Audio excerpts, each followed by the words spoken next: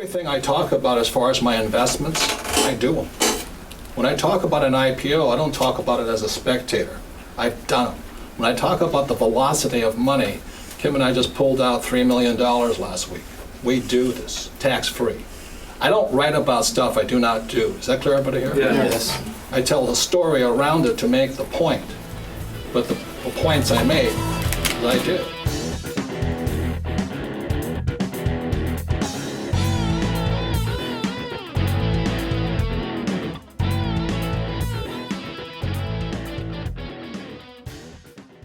Once you become public, then the restrictions are a lot tougher, a lot more stringent and all this because you've got to comply.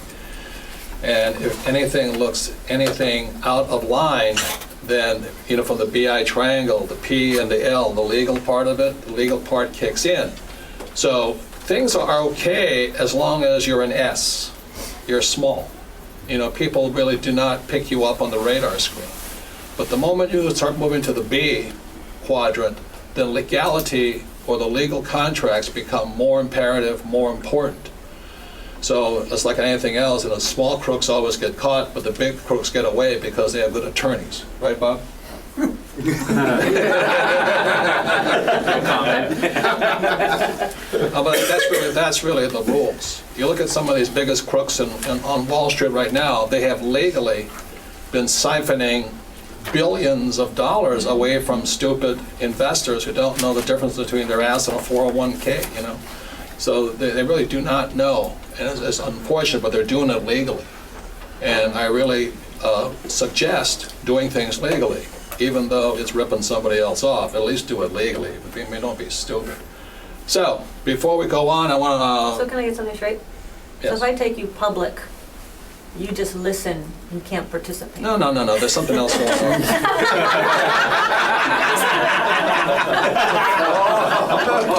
No, when we go public, I'm no longer your husband. Become a free man again. It's called a prenup. We've been talking about for a number of years is that when we're starting to do the right thing, the mass will increase. And so mass is increasing so much now that we don't have room inside our conference room anymore, so we're going to have to find a way of selectively allowing people in or out of this place. Because I don't want to take on a bigger space. That's a waste of money in my opinion. It's a good value, but anyway. So it's also being recorded for Rich Dad's online business school so people can see this whole conference. But if you take a look around here, you'll see the numbers increasing. The reason we do this, again, is the three keys to cooperative behavior. One is brightness of the future. Second is frequency of interaction, and this is frequency of interaction. And the third is provocability. And one of the things a leader does is make sure makes the rules and enforce the rules. It's what I was taught at military school. Very simple. Okay. So, Kelly, you had a conversation last night with a lot of people. Yes, we did. We had a big one. Coaching, were you guys on that call? Yes, we were, Robert. We were. Okay, thank you very much. Anything pressing, and I mean pressing, that needs to be handled right now? Kelly?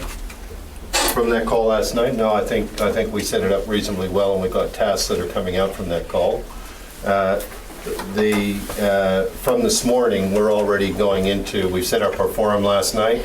It's online, and we're migrating from Google across to the back of the Rich Dad franchise site. That's already happened last night. And this morning, we're starting to build the actual web pages. So it's moving along. I think it could move along faster from the legal perspective, but it's all moving along. Good. From my perspective. Anything from Rich Dad Coaching? No, from a franchise standpoint, the call was good, and we feel like we're in a good place. We're glad to hear that. Okay. So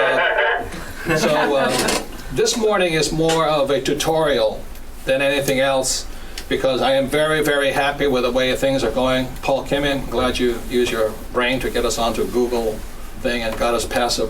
What did Paul do? Well, he basically set up the Google forum for us, and we were up and running within 5 minutes of the decision being made through Paul. Wow. So he did a great job. Very Good job. Yeah, It was Anita's idea.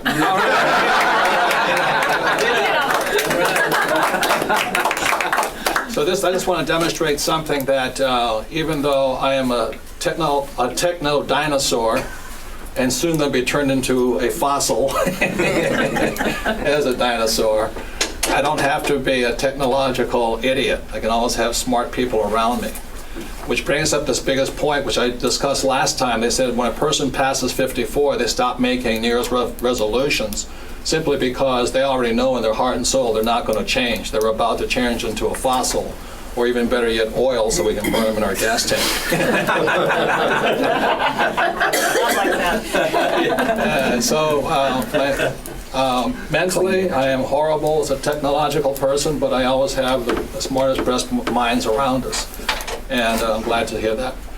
So this morning we had 4 basic articles to read. The first one was about, I want to talk about Ford. And the reason I chose the Ford article to read very simply is because even Ford is making changes. And that's what I was saying, is that there's been 4 basic ages throughout humanity. One is the hunter-gatherer, or the tribes, which the American Indians, the Hawaiians, and Eskimos are. Then you had the agrarian age, which gave rise to kings and queens, and then came industrial age, which gave rises to presidents and politicians and great leaders like George Bush, and the information age, where now it is a borderless world. And the reason that entrepreneurs or people are having a tough time is because this world is accelerating. According to Moore's law, every 18 months, information doubles. And so the people who are old, over 54, are really having a tough time because they're hanging on to fundamentally industrial age ideas and stuff like this. But even Ford, an industrial age company, is making this change. So I'd like to take 1 minute and discuss with the person next to you what change did Ford make. Ready, go. This way.